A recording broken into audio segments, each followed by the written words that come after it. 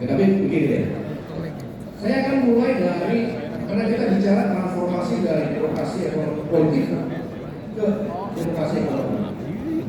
Saya akan mulai pemahaman singkat ini dengan apa yang dilakukan Prabowo pada tanggal 1 Mei, menyanyikan lagu Indonesia Maksimal di hari itu. Bagi saya itu bisa jadi dua kemungkinan, bisa jadi peristiwa sejarah yang biasa bahwa setelah era Orde Baru ada lagu internasional yang di masa Orde Lama itu diharamkan. Kemudian di masa sekarang secara paradoksal justru dinyanyikan oleh seorang presiden. Itu peristiwa itu bisa mengalir begitu aja sebagai sejarah, tapi itu bisa jadi berarti. Tergantung orang-orang yang ada di sini mau membawa itu artinya kemana. Mengapa itu penting? Ya, itu satu persimpangan yang penting. Karena persis dalam urusan itulah simpul sejarah politik ekonomi Indonesia itu ada di situ. Silakan, selamat datang kepada Ferry Amsari. Ada di situ. Politik perburukan adalah satu wilayah di mana ekonomi dan politik itu bertautan. Sekaligus menunjukkan bahwa keperluan untuk demokrasi ekonomi hanya bisa dilakukan dengan memenuhi syarat-syarat demokrasi politik. Jadi dalam isu itu sebenarnya sejarah itu membuka peluang yang cukup lebar.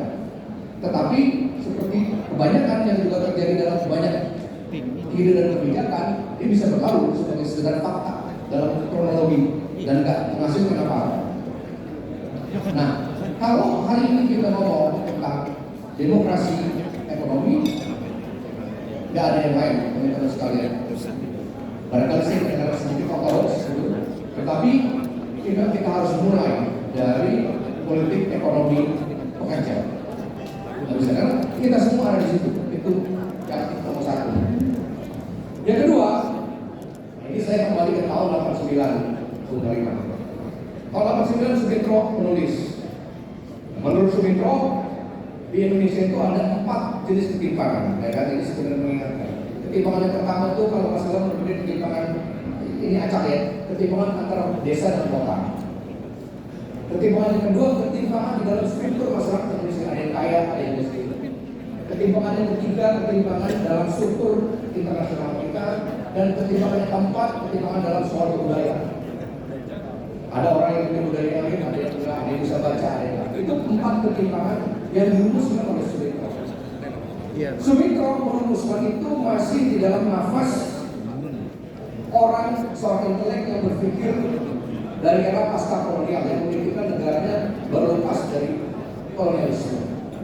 Nah, tentu pada waktu itu apa yang dipikir, yang analisis Sumitro itu belum menjangkau problem-problem ketimpangan yang muncul di masa sekarang.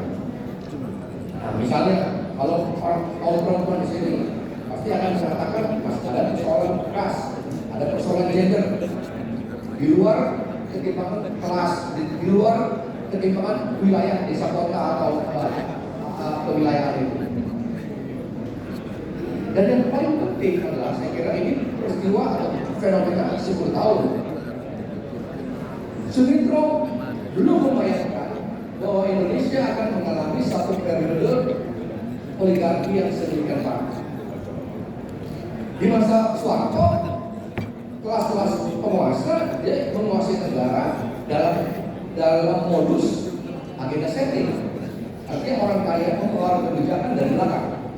Tapi di masa sekarang, di masa 15 tahun terakhir, muncul yang namanya gejala oligarki. Itu gejala oligarki. Gejala oligarki adalah apa itu oligarki sebenarnya? Kalau kita pakai termnya Medianis dan Winters itu, orang kaya yang dalam rangka mempertahankan akumulasi kekayaan itu, dia membentuk lembaga politik secara langsung. Jadi dia tidak lagi mau menggunakan politik, menggunakan tangan di belakang, tapi secara langsung dia ingin menggunakan. Nah, oligarki itu memperdalam apa yang kita sebut dengan ketimpangan yang dulu disebut oleh Sumitro. Jadi pada masa Sumitro ketimpangan itu bersifat ekonomi dan sosial. Setelah oligarki gejala oligarki yang menambah dimensi lain dari ketimpangan. Setelah ada ketimpangan ekonomi, ketimpangan sosial, ketimpangan budaya, oleh karena oligarki ada yang namanya ketimpangan politik. Ada orang-orang yang berkuasa sebagai elit secara ekonomi sekaligus secara politik. Nah, apa akibatnya dalam demokrasi kita? Gejala oligarki semacam ini. Akibatnya adalah politik tidak lagi bisa dimaknai, politik tidak lagi bisa dideliver sebagai apa yang dikatakan oleh Hatta, cara untuk mencapai kemaslahatan umum. Nah, inilah problem yang kita ada sekarang. Ya, jadi pada titik ini, ya, jadi oligarki lah yang menghalangi perumusan politik sebagai cara untuk mencapai kemaslahatan umum. Nah, kalau politik gagal didefinisikan sebagai ikhtiar untuk mencapai kemaslahatan umum, maka politik tidak bisa memberikan jalan keadilan sekalipun kita sudah punya demokrasi. Gitu. Jadi demokrasinya ada, tetapi politik di dalam demokrasi itu tidak memberikan kemungkinan bagi tumbuhnya inisiatif-inisiatif untuk mencapai kemaslahatan umum. Nah, ini problem kita sekarang. Apa akibatnya kalau ini terus macet dan ini tidak bisa dicapai?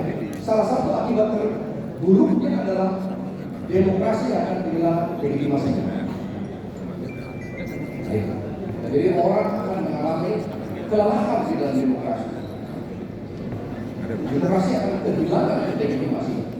Nah, maka teman-teman sekalian, saya tidak ingin berbanyak lebar karena deretan pembicara di sini penting bagi kita, ya.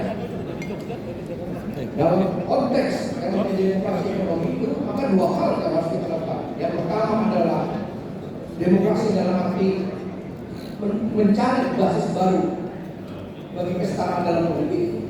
Tapi pada saat yang sama juga mesti dilakukan apa yang namanya demokratisasi ekonomi dalam arti apa? Dalam arti dua hal. Demokratisasi ekonomi. Yang pertama adalah kita memerlukan di-grow.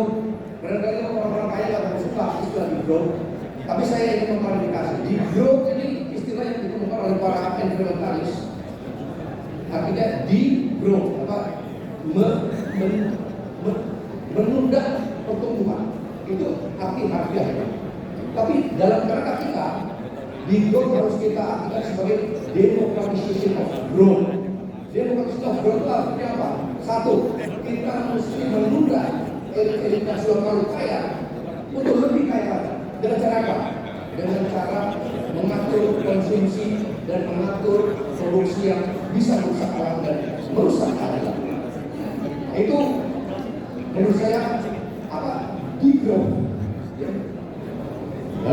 Dalam fungsi atau politikan dari ide-ide gerakan politik dan politik legislasi sekarang itu sangat penting kita lakukan. Pertama-tama apa?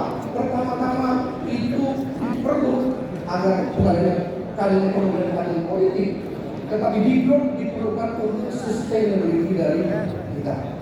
Ini teman-teman sekalian, di belakang ini kita orang antri berjubel kayak gini.